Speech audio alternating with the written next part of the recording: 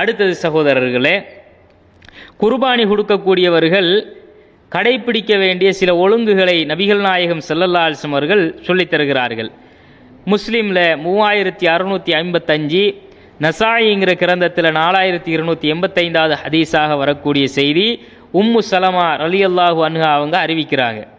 நபிகள் நாயகம் ஸல்லல்லாஹு அலைஹி வஸல்லம் அவங்க குர்பானி கொடுக்க நாடினவர், நீயத்து வச்சவர் துல்ஹஜ் மாதம் பிறை 1 முதல் குர்பானி கொடுக்கக்கூடிய வரைக்கும் அவருடைய நகத்தை, முடியை என்ன செய்யக்கூடாது, எதையும் களையக்கூடாது, வெட்டக்கூடாது என்று ரசூல்லா தடை செஞ்சாங்க.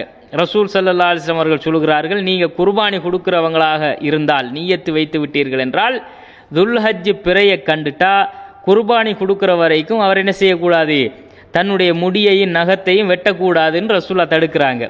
முடி என்றால் தலைமுடி, அக்குள் முடி, மர்மஸ்தான முடி எல்லாமே முடியில் சேர்ந்து விடும். இது எதையும் களையக்கூடாது, நகத்தை வெட்டக்கூடாது.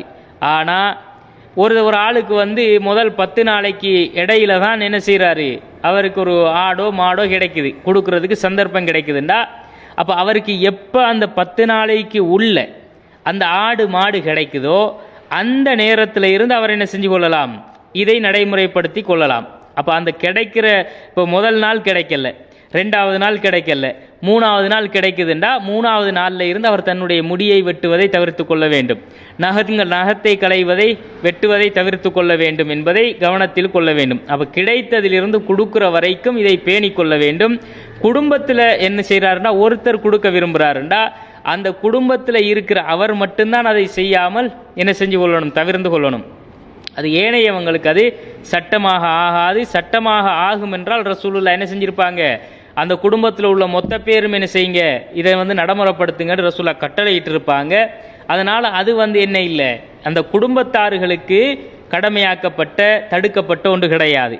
அதை கொடுக்கக்கூடிய அந்த நபர் தான் அதில் இருந்து தவிர்த்து கொள்ளணும் என்பதை புரிந்து கொள்ள வேண்டும்.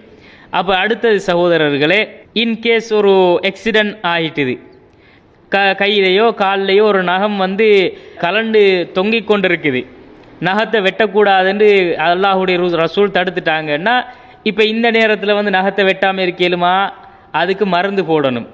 அதுக்கு அந்த காயத்துக்கு மருந்து போடுற நேரத்தில் அந்த நகத்தை கலட்டணும்ன்ற ஒரு நிலை வந்தால் அதுக்காக வேண்டி அதை கலட்டி கொள்வது, அல்லது ஒரு தலையில் ஒரு காயத்துக்காக முடியை மலித்து கொள்வது, ஒரு ஆபரேஷன் பண்ணுறதுக்காக வேண்டி இந்த நகங்களை அல்லது முடிகளை களைந்து கொள்வது மார்க்கத்தில் தப்பு கிடையாது.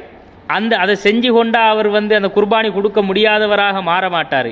அதை செய்து கொண்ட நிலையில் அவர் அந்த குர்பானியை நிறைவேற்றிக் கொள்ள முடியும் என்பதையும் நாம் புரிந்து கொள்ள வேண்டும். அடுத்தது சகோதரர்களே, இந்த எந்தெந்த பிராணிகளை நாம் குர்பானி கொடுக்கலாம் அப்படிங்கிறதை நாம் புரிந்து கொள்ள வேண்டும். குர்பானியுடைய பிராணிகள் சம்பந்தமாக அல்லாஹு தாலா 22வது அத்தியாயத்தில் 28வது வசனத்தில் அல்லாஹ் சொல்லி காட்டுதான். அல்லாஹு தாலா ஒட்டகத்தையும் ஆடு மாடு இந்த 3ஐயும் தான் குர்பானிக்குரிய பிராணியாக, அது குர்பானி கொடுக்க தகுதியான பிராணிகள் என்று அல்லாஹு தாலா இந்த 3ஐயும் தன்னுடைய திருமறை குர்ஆனில் சொல்லி காட்டுகிறான். அப்போ ஆடு மாடு ஒட்டகம் இந்த 3ம் தான் குர்பானி கொடுக்கக்கூடிய பிராணி அப்படிங்கிறத நாம் தெளிவாக புரிந்து கொள்ள வேண்டும். நாட்டை பொறுத்த வரைக்கும், ஊர்களை பொறுத்த வரைக்கும் ஒட்டகத்தை நாம் என்ன செய்கிறதில்லை, குர்பானி கொடுக்கறது இல்லை. குர்பானி கொடுக்க ஒட்டகம் கிடையாது. அதை வெளிநாட்டில் இருந்து இறக்குமதி செஞ்சு கொடுக்க வேண்டிய கட்டாயம் இருக்குதா, அது கிடையாது.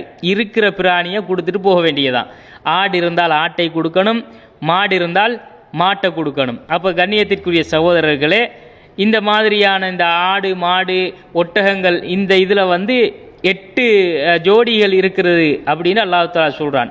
ஆட்டில் 2 ஜோடி ஆணும் பெண்ணும், மாட்டில் 2 ஆணும் பெண்ணும், ஒட்டகத்தில் ஆணும் பெண்ணும் என்று ஆணையும் கொடுக்கலாம் பெண்ணையும் கொடுக்கலாம் அப்படிங்கிறத அல்லாஹு தஆலா திருமறை குர்ஆனில் சொல்லி காட்டுறான். அப்போ மாட்டில் ஆண் மாட்டைத்தான் கொடுக்கணும், பெண் மாட்டை கொடுக்கக்கூடாது.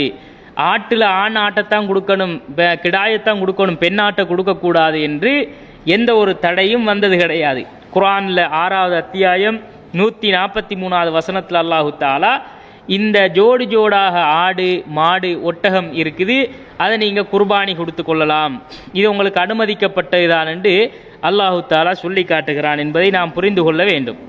அடுத்த சகோதரர்களே, ஆடு மாடு இந்த மாதிரியான இந்த பிராணிகளில் வந்து இதை கொடுங்க இதை கொடுக்காதீங்கன்னு எந்த தடையும் வரல. அதனால் ஆடு வகைகளில் என்னென்ன ஆடெல்லாம் இருக்குதோ அந்தந்த ஆடுகளை எல்லாம் கொடுக்கலாம்.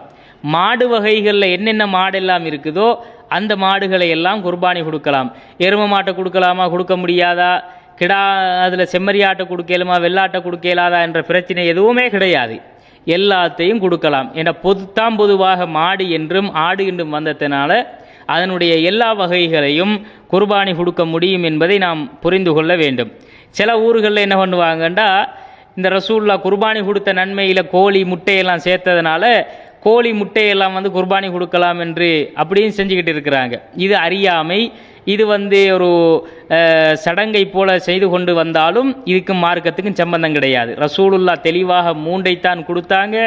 3 தான் குர்பானிக்குரிய பிராணிகள் என்று அல்லாஹ்வும் சொல்லி காட்டுகிறான். ரசூலுல்லாவுடைய நடைமுறையும் அப்படித்தான் இருந்துச்சு. அதில் இந்த கோழியோ சேவலோ எதுவுமே கிடையாது. எனவே இந்த நடைமுறையை தவிர்த்து கொள்ள வேண்டும் என்பதையும் நாம் புரிந்து கொள்ள வேண்டும்.